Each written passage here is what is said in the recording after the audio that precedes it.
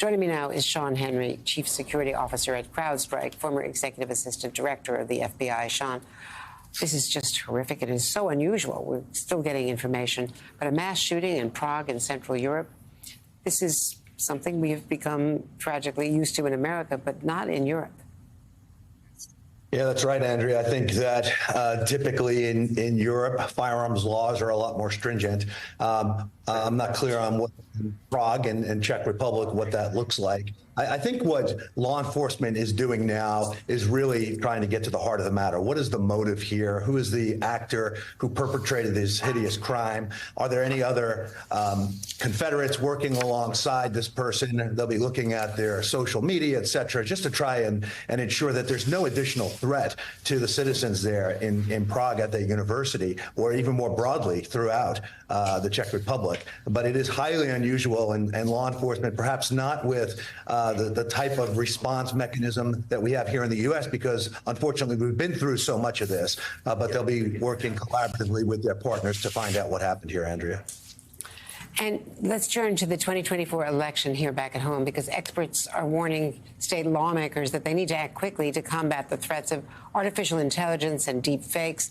This is another of your expertise, your areas of expertise. So what impact do you think AI is going to have in the upcoming election?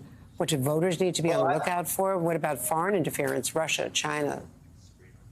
I think that's absolutely right. 2024 is going to be a little different, I think, than what we've seen historically. We've seen threat actors that have targeted the election systems, voter registration databases. They've looked at fundraising platforms and other different components of the election system. But generative AI is going to change the face of the 2024 election, in my opinion. And I think that we've seen Russia, China, Iran heavily engaged in attempting to influence or subvert elections globally.